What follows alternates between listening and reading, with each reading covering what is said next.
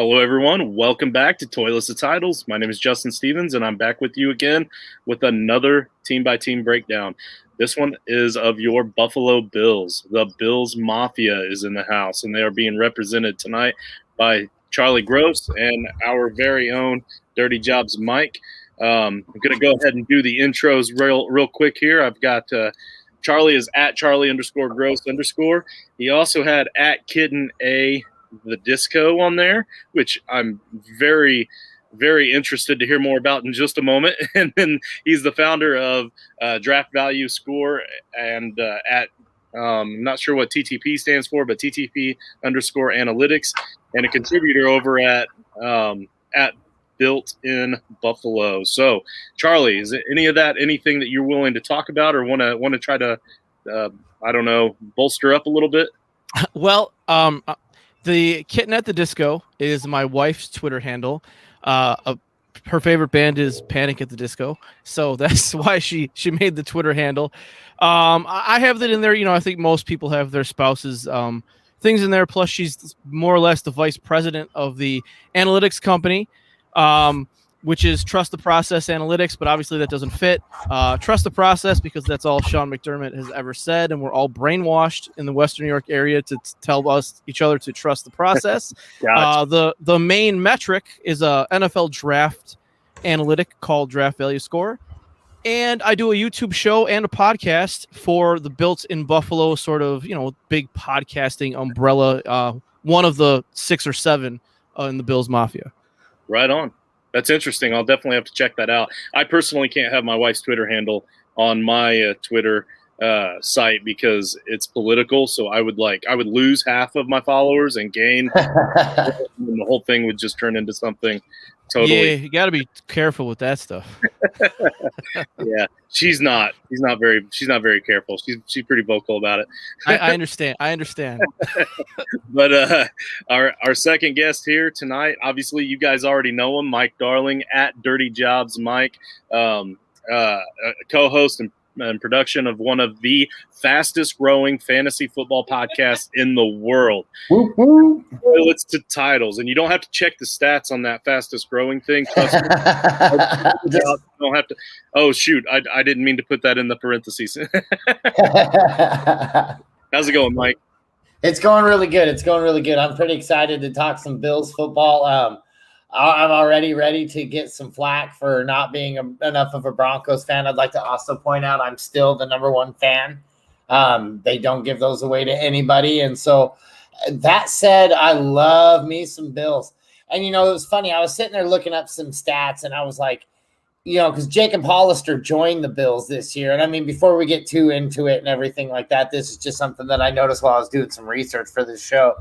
And I was like, man, the only person I can think of that Josh Allen threw more touchdowns to was Tanner Gentry. And I was like, that would be cool. And so I started going through their depth chart, and sure enough, number 87 for the Buffalo Bills, Tanner Gentry. Oh, dude, I'm a very excited person right now. I never saw the signing. I never saw where he got picked up by him, but that's a triple threat right there. They're going to get Brian Hill on that team next, and they're just going to be the Wyoming Cowboys from the 2015. So are you telling me those are my last 2 picks in Scott Fishbowl? Yes, Brian Hill and Jacob Hollister. No. If Jacob Hollister is available, I'd grab him. All right.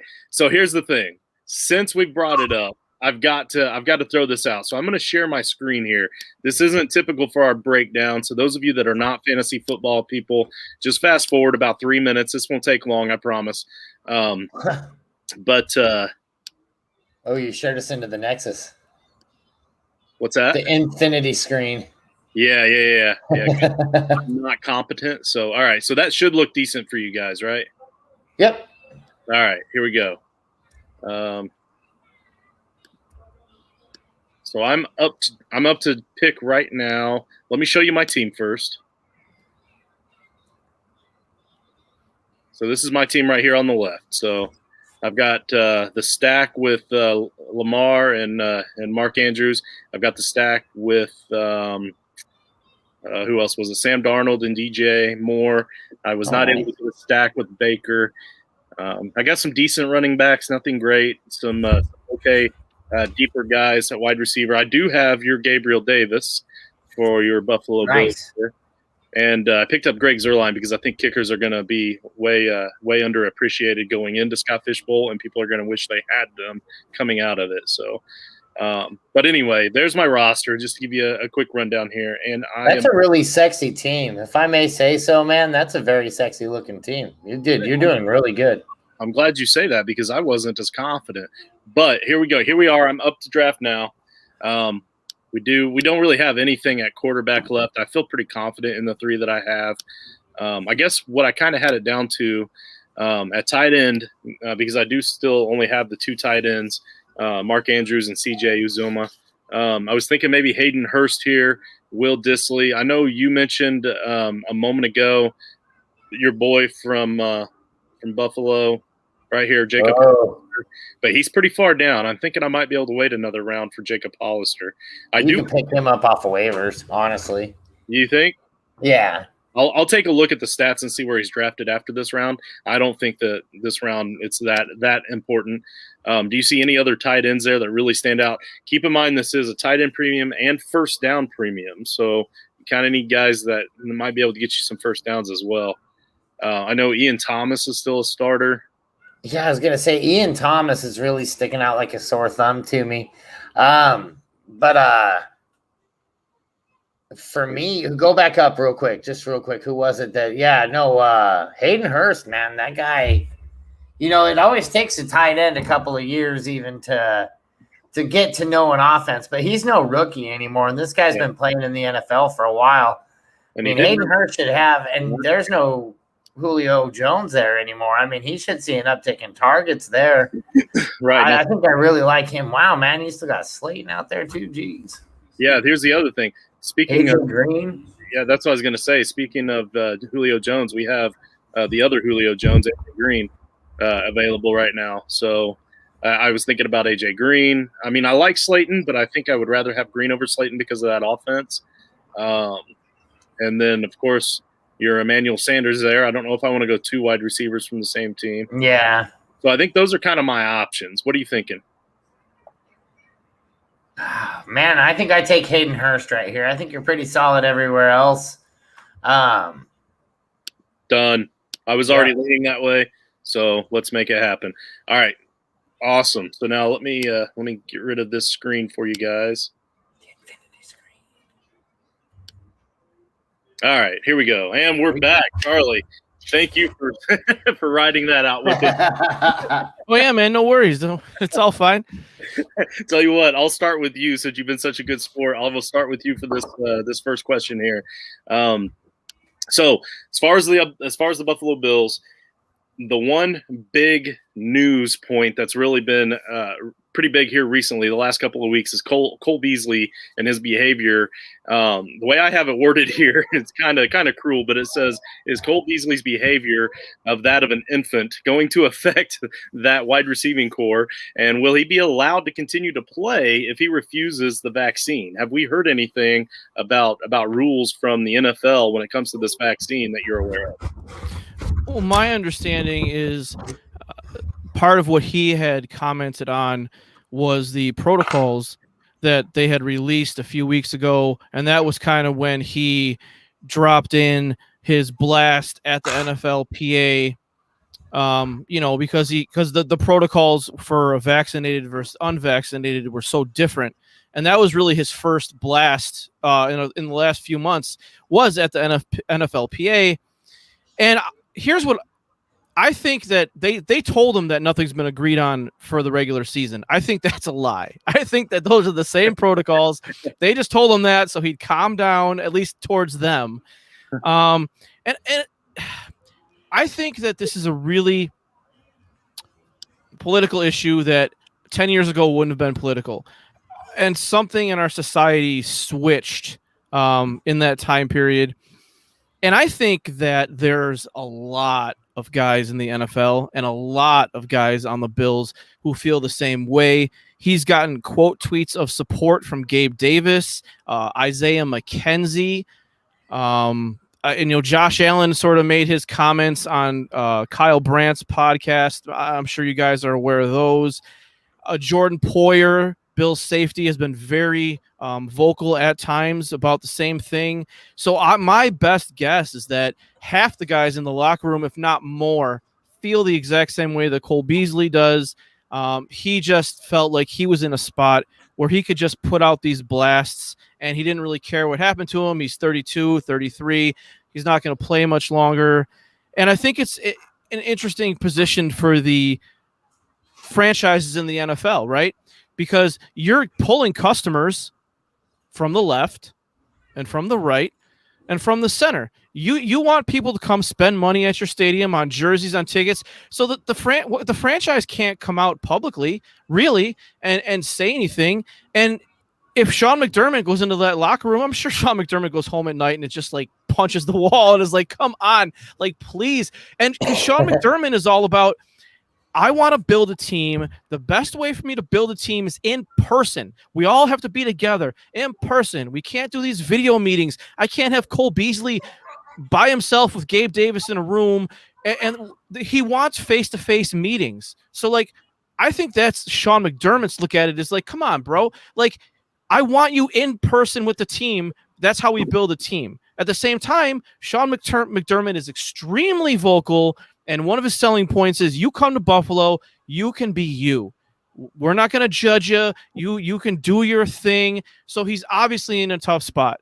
And obviously, like I said, the locker room, the franchise can't just come out and say anything. But, they have made a point. Brandon Beane said the Pagulas are vaccinated. I'm vaccinated. Sean McDermott's vaccinated. Most of the beat writers, are vaccinated. The coaching staff, like, everyone's vaccinated except the players because it's collectively bargained. And I guess my long-winded answer is if you think that Cole Beasley is the only guy in that locker room who feels that way, you're fooling yourself.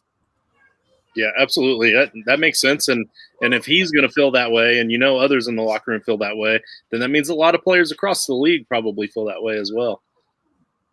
I would say so, yeah. Yeah, it kind of sucks that he's a scapegoat for the whole situation there. I think it'll all blow over by the time football season gets going, though. I think everything will be fine. Everybody will calm down and do whatever they got to do to get on the field. And so hopefully we take the right steps and get there and do the right thing.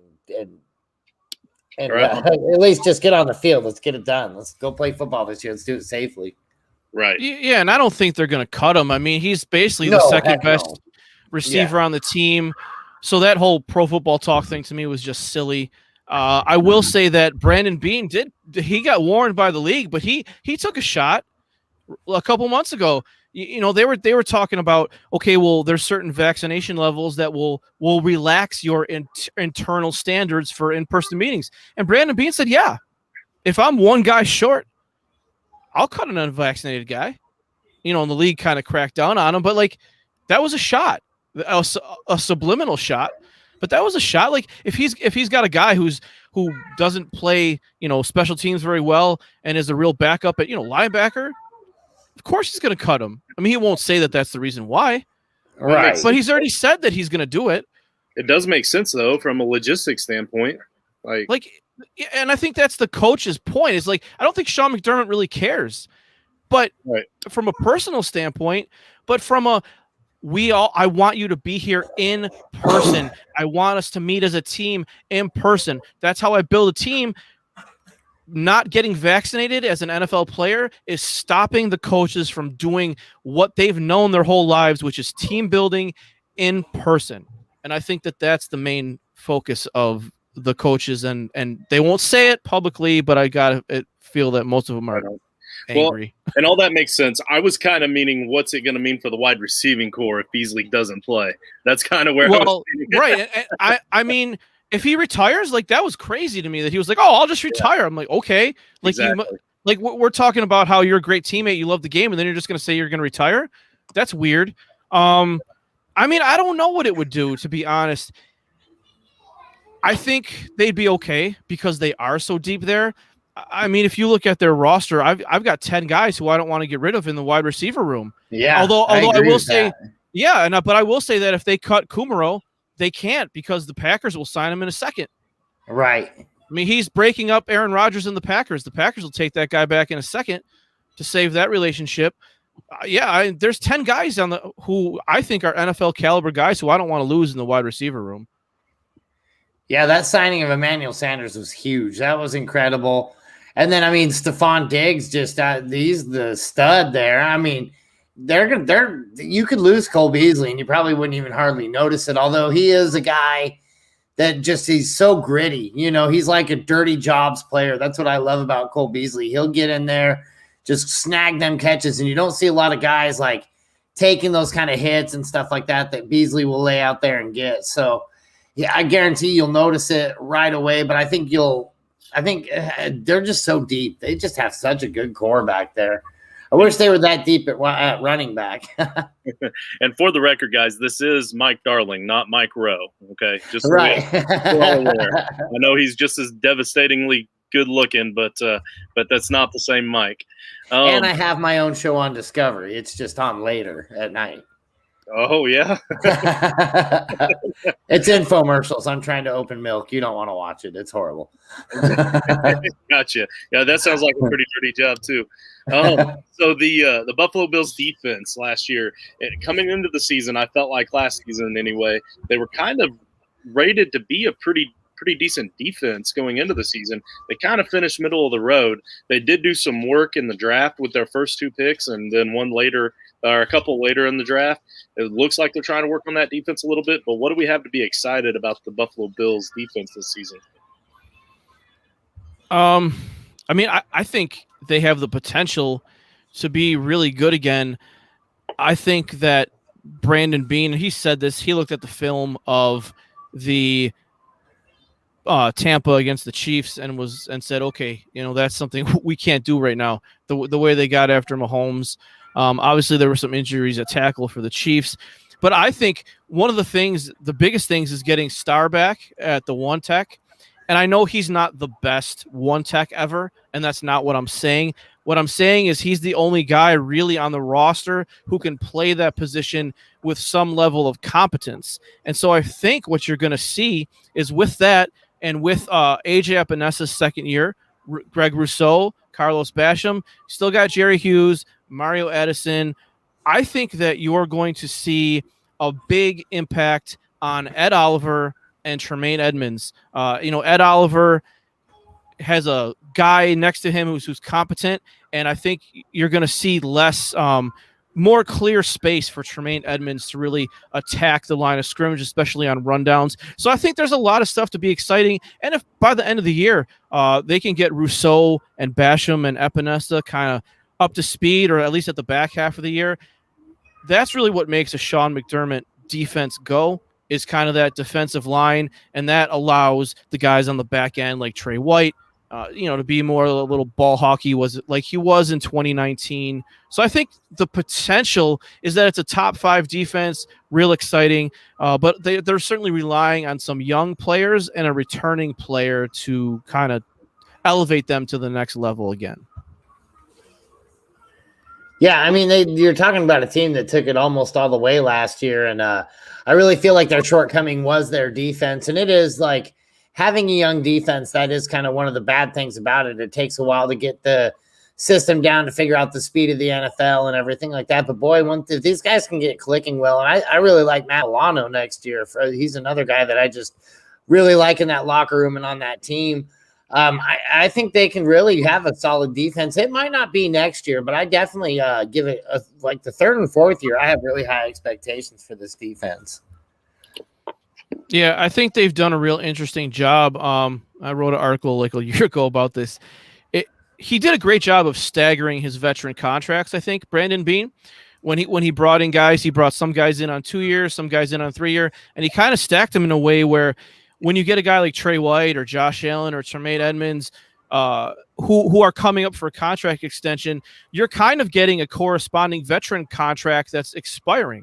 So they did a really great job, I think, of managing that and bringing a core along. Obviously, the COVID cap issue, put a little monkey wrench into that. But I think they've done a fantastic job of managing their money. And to your point, in like 2 years, man, 2 or 3 years, this defense could be It's going to be loaded. I mean, Trey White will still be under 30. Trey Edmonds will be like 25 or something. He's only like 22, Right. 23 now. Ed Oliver is still a young guy. I mean, this could be just a fantastic, like, just young defense, that could be real successful for the next 5 or 6 years. Right on. Hey, before we move on to the offense, I want to remind you guys this is a bonus episode, which can be found on YouTube, Facebook, and When a Family Breaks, the other Facebook page where we buy and sell cards and memorabilia. Also, please don't forget to help us out down there by Mike's shoulder in the bottom corner. We can't see it, but they can. There you go, down there somewhere. Hit that subscribe button and help us out. Also, give us that 5-star review on Apple Podcasts whenever you listen to the main show. The main shows are always on all of those that we just showed up there on the screen. There we go. Apple Podcasts, YouTube, Facebook, Podbean, Spotify, the whole 9 yards. But you give us that 5-star review, then DM it and send it to us. We'll put you in the drawing for a free entry into the Frankenstank Listeners League. If you don't win that free entry, it's only $25 to enter, and it is a 3-copy league, and it's a lot of good fun. Great people in that group. Of course, they're mostly our supporters, so obviously we love them and they're great people. Also, you can help us out with that, patreon.com/toilets Now, let's move on to what you guys really want to talk about. Everybody wants to talk about Josh Allen. Everybody wants to talk about the man. This is the whole reason that Mike is even on this show. Yeah.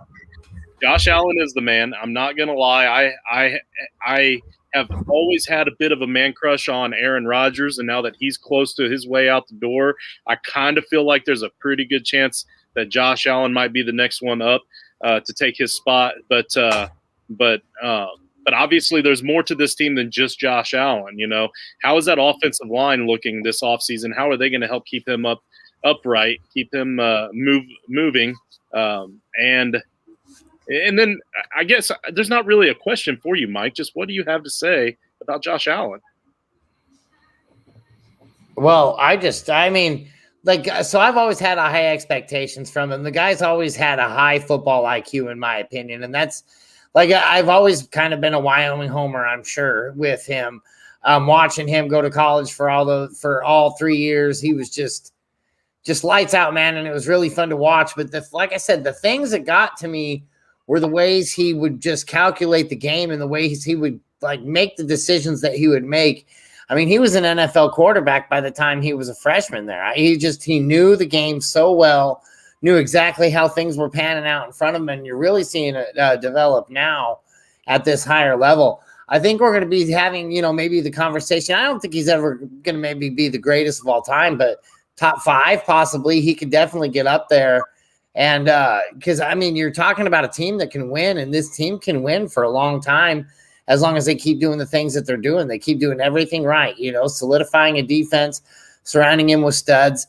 Like the one thing that I'm really kind of worried about is the running game there, but he's got a lot of weapons to throw to. Just disposable for days. So I'm really excited about Josh Allen this year. Again, I think he'll definitely finish top 3 in fantasy. So isn't he also the number 1 running back on that team? Why are you so worried about the running game? No, it's just you got Zach Moss, Singletary, and now you got Bretta up there too.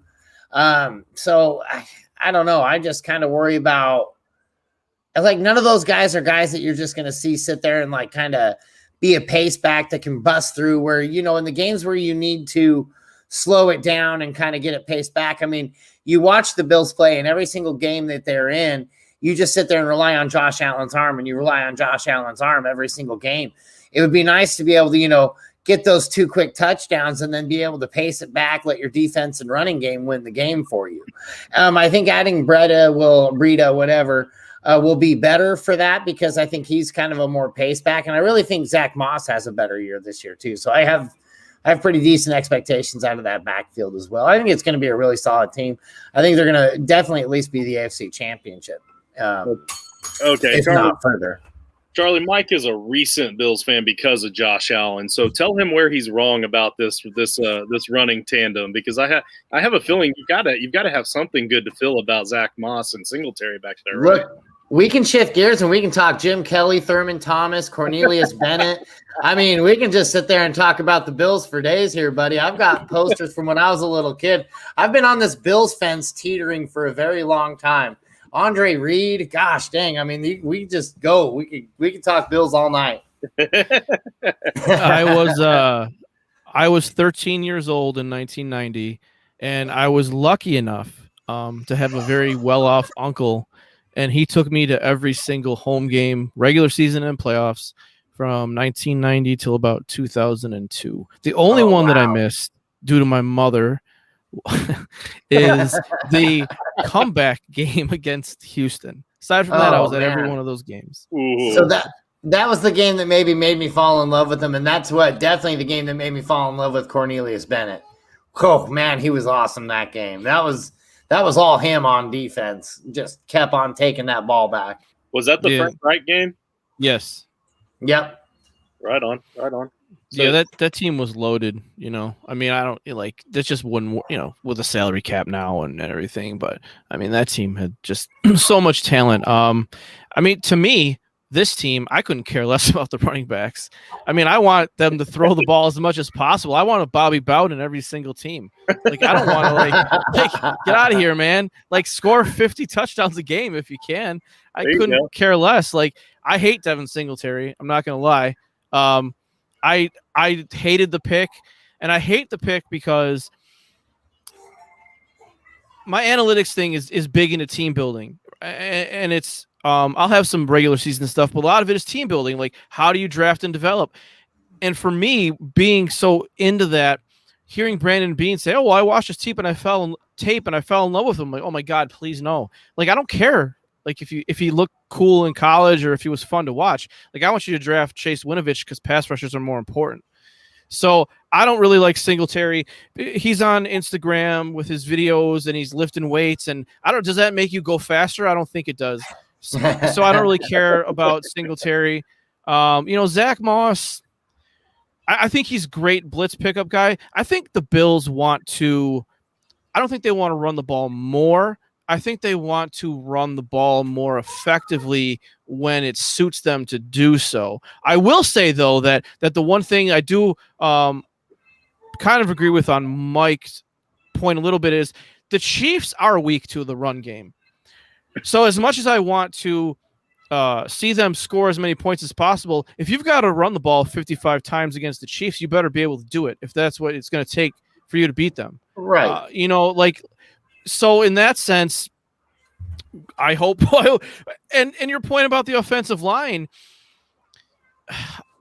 okay, I'm just gonna let loose all my unpopular Bills takes right now. Yes. There you go. Unload. I don't like John Feliciano. I think he is a below average player. I don't think they should have re-signed him. I don't like him at all. I don't care if he's friends with Josh Allen, all that other stuff. Completely useless to me. And I think he's holding back the team in the offensive line. People are like, oh, well, he had to fight somebody. He had to fight somebody because he let the guy buy him and he killed Josh Allen. And then he got mad and tried to punch the guy. Well, you didn't block him because you stink at pass blocking. So I'm worried about the interior of the offensive line. Cody Ford, I think, is key.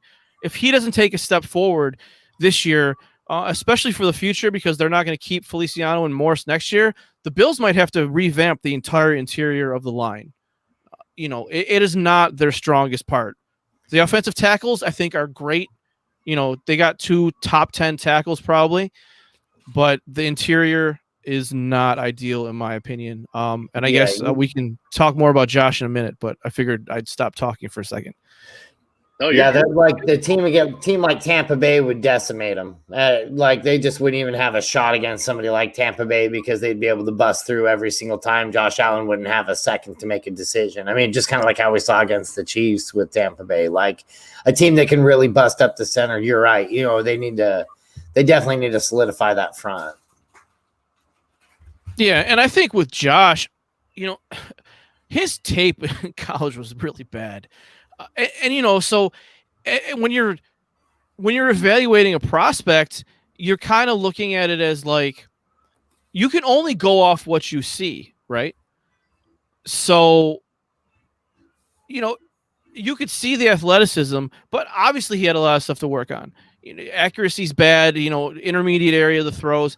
And what he's been able to do in terms of hard work in the offseason and always wanting to work on something better, almost all of the credit should go to him and Jordan Palmer for what he's been able to do. And the Bills have a strategy. Look at all the players they draft. They draft guys with traits who are projects, and they try to draft guys who have things that you can't teach. Look at Dawson Knox. Look at Cody Ford. Look at Tremaine Edmonds. You can't teach some of that stuff that those guys have, athleticism, size. Look at Greg Rousseau. He's like 6'7". You can't teach that. They can teach him how pass rush moves, but you can't teach size. You can't teach speed. Same thing with Josh Allen. I'll be honest. I didn't want Josh Allen. I hated it. I hated it. I was a Josh Rosen guy, and I still like Josh Rosen. I think he got a poop end of the stick, and but like give Josh the credit, man. He's worked really hard, and he identifies something every year. He goes into the offseason, he works on it, and he comes out and he's better. Yeah, he's like I said, it's always been his brain that was that I found mystifying on the guy. I was like, man, I feel like he could adapt to a lot of situations. I didn't want to see him go to Buffalo either. I wanted to see him go to Denver in the 5th.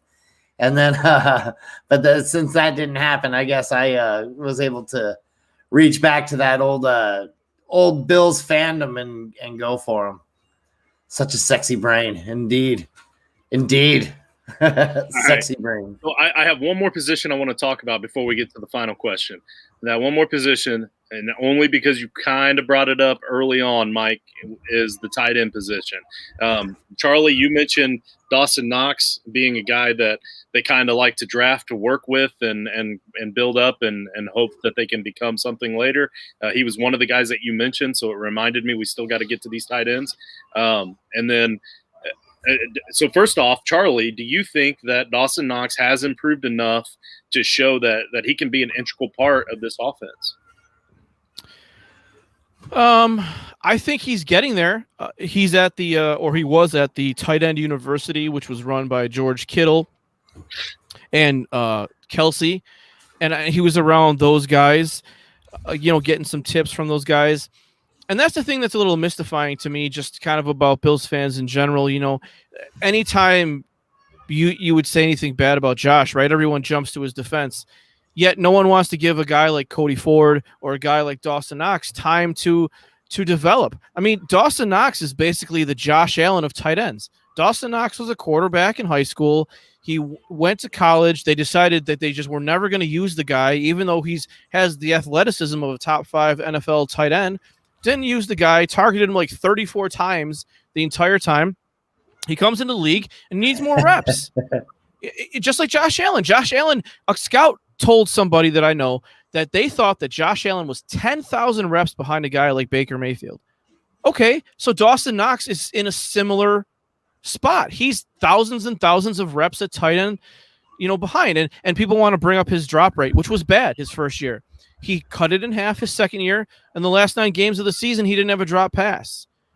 He, like I said, top 5 athleticism. The guy's 6'5", like 245. And let's be honest, tight end isn't the biggest position of need in their offense. The Bills are a wide receiver-centric team. So I've been asking people on my podcast, what does a Dawson Knox breakout look like? He got 50 targets last year. He's not going to suddenly get 100 targets because you've got all these other guys we've talked about on the team. So within those 50 or 60 targets, he's got to make more plays, drop the ball less, get more yak. So I think that he's going to improve. I think he's going to take a step forward, but I don't know if you're going to be able to see it statistically as much as the average fan would want to see it. Yeah, absolutely. Yeah, absolutely. There won't be any fantasy gains there, I don't think, for sure. Like, he might see an increase in touchdowns by a couple or something like that, but that would be the one fluke stat that would make him look like he had a better season than he had last year. I think you see it pretty much even average pace. And like I was saying with Jacob Hollister, man, I'm telling you, like, I just watched these two connect for 3 solid years, just touchdown after touchdown. And again, like I was also saying with Tanner Gentry, who's also on that team, that's going to be awesome to see if he is able to get out on the field, because those guys are very familiar with each other. They played for a long time together, and they caught a lot of touchdowns. They played a lot of football together. So I would be – that's a guy, Jacob Hollister, I'm really high on getting very late. Because like I said, I feel like you can pick him up on waivers even after preseason. Right on. Outstanding. Okay, final question. As a Bills fan, you guys are going to be looking back on this season at the end of the year, and you're going to either think, this is an incredible season, we did a great job, or man, that sucked, that did not end how we had hoped. It's going to happen one of those two ways. So I want to know what that line is. Is it a win-loss record? Is it a certain level in the playoffs? Is it a performance-based level for you? Is it coaching? I just want to know what that level is where you think, wow, that was a great season, or on the inverse side, wow, what were they thinking this season? I guess I look at things differently. I'm real logical and objective. So I would say, to me, I don't want to say expect. I think it's the most likely possibilities is they lose in the AFC Championship, especially if it's against the Chiefs. If it's not the Chiefs, I think they can win, and then who knows what happens. But I think if they meet the Chiefs in the AFC Championship, they aren't going to win, because I don't think that they've done enough with the roster to compete with the Chiefs, and I don't know how much they could have done given that the cap is lower and all those things. So for me, I guess if they don't make the AFC Championship game, that would be disappointing to me.